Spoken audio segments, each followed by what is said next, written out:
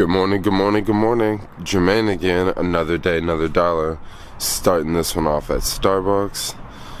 Still don't know what's on the agenda today. For now, let's go hit up Starbucks. I've already placed my mobile order and can't wait to get my iced coffee with extra soy. Yum, yum, yum. Back at my house now. What you doing, Jermaine? I am here making some vegan pancakes. Yo, bro, how you make vegan pancakes? Yo, you make vegan pancakes out of pancake mix, non-dairy pancake mix, or you can make your own pancake mix. But in my case, I'm just using some pancake mix that does not have dairy or eggs in it. I added a little bit of almond milk, a little bit of water, and next I'm going to chop up a banana and put it into the the pancake mix here, and then from there I'm just gonna pop these puppies on the stove and they're gonna be some really good vegan pancakes. Yeah, that's how I make them, bro. Still working on these pancakes. This one's already done. Oh man, I want to start nibbling on it right now. So good. I also have this vegan butter. I'm not using this because I'm actually using coconut oil to cook these in the pan. This coconut oil tastes really good on these pancakes. And this is like earth balanced butter, which usually I would put butter on top of my pancakes, but for some reason I'm doing it without butter. Yeah, I'm just using regular pancake syrup. I made sure that there was no dairy in the ingredients for the syrup. Alright, here's the final product. Yum, yum, yum, yum, yum. Time to grub on this one. Rushing out of here now. I have a cell phone repair, and then immediately after the cell phone repair, I'm gonna walk over to a swap meet because this place is right near Laney College, and there's a huge swap meet on Sundays at Laney College, so I'm gonna go check that out. But I gotta get going. What happened to the day today? It just like shot by. I had a cell phone repair, finished that cell phone repair. I was gonna vlog right after that cell phone repair, but I was on the phone. Made my way over to the swap meet / flea market. That place was like a zoo. Like, it was super busy. I didn't vlog there because I've been vlogging with the big camera all day today, so I didn't want to vlog on the small camera. It was just one of those days, so I didn't vlog there. And then now I am hanging out at the park for a second because I just been cycling around, trying to figure out the evening here. Supposed to meet up with Vanessa. Meanwhile, I have one more repair to do. Well, I don't know if it's a full repair. I'm gonna go check out this phone. It's pretty dang close to here. That's why I'm not really stressing about going to check it out first. But it may be a repair, it may not. I'll have to see. So today just looks like one of those days I'm just gonna spend the whole day in Oakland. I totally don't mind. Some of those days need to happen. I mean, come on, there's definitely enough action in Oakland where I don't have to like go back and forth. I just haven't found that action yet. Even today, I spent the whole day in the East Bay and I've noticed, wow, there are a bunch of jobs popping up for the city. Now, if I would have went to the city today, it probably would have been a really good day to work on TaskRabbit. But another thing you must remember on TaskRabbit, about 50% of the jobs are jobs that maybe you could do, but maybe you wouldn't want to do them. It could be like the timing could be wrong, or it could be driving something really far away, or it could be cleaning something or waiting in line. Like, a lot of their jobs are 50-50. Some of them are hit or miss. Lately, I've been rejecting every delivery job where you have to take something out of San Francisco, because on those jobs, you usually don't get paid round trip. You only get paid for like picking the item up and delivering it, but you don't get paid for like the round trip. For example, let's say there's an item in San Francisco and it needs to go all the way down to San Jose. Well, you would only get paid the time going from San Francisco to San Jose. You wouldn't get paid round trip, which you kind of should get paid round trip. Whew. Man, sure does feel good to be back at home. I'm reading some comments here and I see a lot of people want to know, what's up? Am I still going to do Uber? Am I still going to do rideshare? And I don't know. Let's talk about this for a second. So this is my deal with Uber, okay? To do Uber nowadays, to be successful with Uber, you have to, qualify for some sort of hourly guarantee. You have to, you have to be in it for some sort of incentive or bonus or something. Because the way it's going nowadays is it's less and less surge pricing than what it used to be. And before, you go out when the surge is really high and accept a few surge request rides. Let's say you got really lucky and you got a 3x ride going 30 miles away. Well, that's not bad. But nowadays, they've lowered the price so low that, so what if you get a 3x ride? It really doesn't make a difference. So that's what I'm discovering nowadays. To really make money doing Uber, you need to put in 40 hours so you can at least qualify for the power driver bonus. But with that power driver bonus, let's say you did 120 rides. Well, that's really fishy. It's been so many nights where I went out and worked and, I say to myself, I need to do 2 more rides tonight. And I accept one really, really long ride that takes me 2 hours round trip to complete. And then I'm out even later and I say to myself, okay, I need to do 1 more ride. Why can't I just do 1 Uber pool? And then the next ride is some crazy long ride. Once again, it's like those bonuses can be really tricky to get to. And if all drivers receive the bonus, come on, everyone can't qualify for it. I mean, Uber knows how many drivers are out on the road. They can make predictions nowadays. So when they send out emails saying, okay, you're going to make X amount of money per hour, it's almost like Uber's banking on a bunch of drivers don't qualify, or they're just banking that a bunch of drivers just don't try to aim for it. So that's where I'm at right now. I'm just like, do I still want to go out and do it? Like, yeah, I do want to still go out and drive Uber and Lyft, but at the same time, man, when I'm out on my bike and I'm just like zooming through traffic, I say to myself, like, why would I want to be in a car?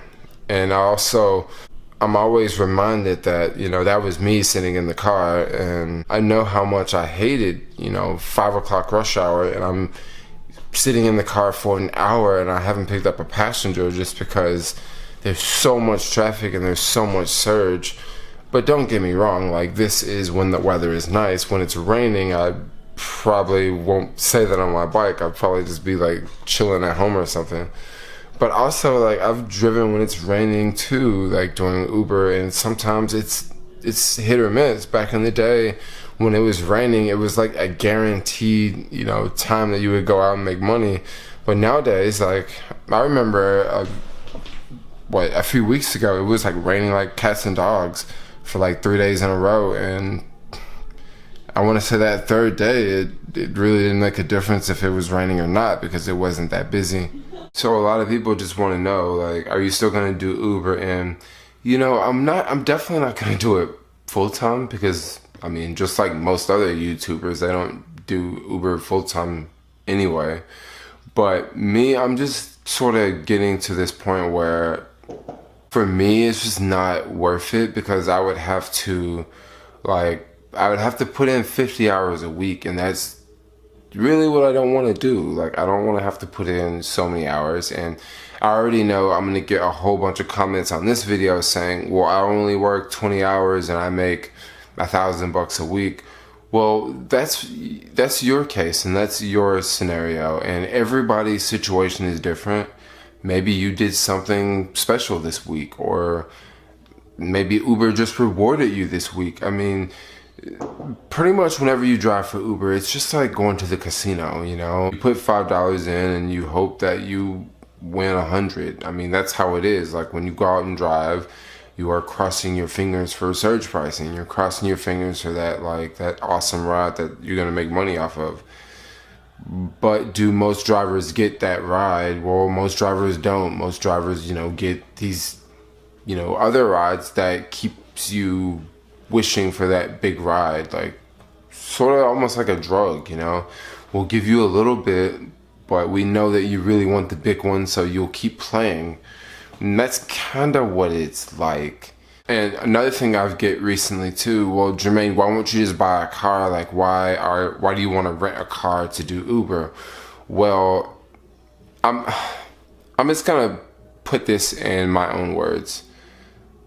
I personally don't think it's a good deal to use your own car to do Uber. My personal opinion in my situation, and I'm only speaking for myself, I'm not speaking for anyone else. I think it's a really bad deal to use your own car for Uber. I mean, if you are flipping cars, that's different. A lot of people, I've also seen in the comments, well, you can buy an older car and use for Uber, and you can buy an older car cheaper. Well, the trick with buying an older car using it for Uber is you won't qualify for a lot of the bonuses and incentives because that car is too old.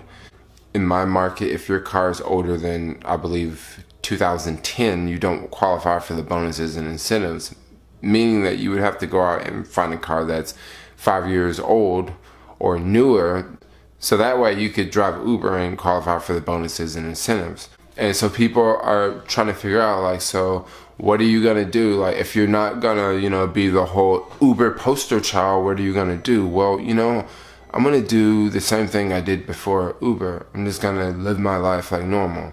I mean, I'll probably do Uber in the future, but I'm not gonna do it probably anytime soon. For now, I'm gonna experiment with other apps, and more importantly, I'm gonna figure out more creative ways to make money and to hustle, because I'm the type of person, like, I like to discover something new, try it out, make money off of it before a lot of people have heard about it, and then once everyone else starts to catch on to it, I'm off doing something else. The problem I have now is I'm still doing that old thing, and now everyone else has jumped on board, and it's simply not as profitable anymore. So I need to get back to the drawing board and look really hard, try to find that new thing that's popping up, and jump on board and start doing it just like I was doing before. I would recommend this to anyone because, this whole sharing economy business, it's a great idea, but the truth is a lot of these sharing economy platforms are simply not profitable. And if it wasn't for investor money, majority of these jobs would not exist. As hard as that may seem to believe, this is true. Alright, so with the vlogs, so I'm pretty much sort of telling you guys that I'm not going to be driving Uber all the time anymore. If I drive for Uber, it might be a little random. It may be in a couple of months, it may be in a couple of weeks. I still haven't figured out if I'm going to do Lyft this week. I may go sign up and do Lyft this week, but if I don't, well, the vlogs are gonna just be talking about, I'm still gonna talk about the sharing economy in the vlogs, but the vlogs are gonna be more entertainment based. I feel that it's a great resource to teach people like how to do a lot of these jobs, but I've been doing that for quite some time, and I'm still going to make helpful videos talking about the sharing economy and talking about, this gig and that gig, but I'm probably going to do more of the gigs I like more TaskRabbit, more Caviar. And if you have paid attention to my vlogs last week, like I was in and out of the stock market, how I mention it just a little bit in the videos. It's something that I don't want to just, teach on the channel here. The main reason why I don't want to teach trading options on this channel is so many ways the stock market is, legalized gambling for the most part. There have been days where I've literally made $1,000 off of like a $300 investment. But then there have also been days where I lost $1,000, and that's one of the main reasons why I don't want to just really talk about, options on the channel, because it can be really risky, but at the same time I still want to throw it out there every once in a while. I've been signing up for a lot of casting gigs. One of my dreams, well, it's not really a dream, but just a short-term goal is to be on some sort of TV show or some sort of movie, or I mean, it doesn't even have to be a lead role. Like, it can just be like any role, but I just want to be on some sort of like TV program. So I've really been going after that. Definitely been in the stock market more lately, and I've been exploring other ways of making money on the internet. Not only am I experimenting with Amazon Mechanical Turk, but other platforms very similar to Amazon Mechanical Turk. I'm literally just going all over the board here because the sharing economy in general is sort of unpredictable. So I just want to just diversify. I want to try other things, and that's pretty much what I'm going to be doing on this channel now.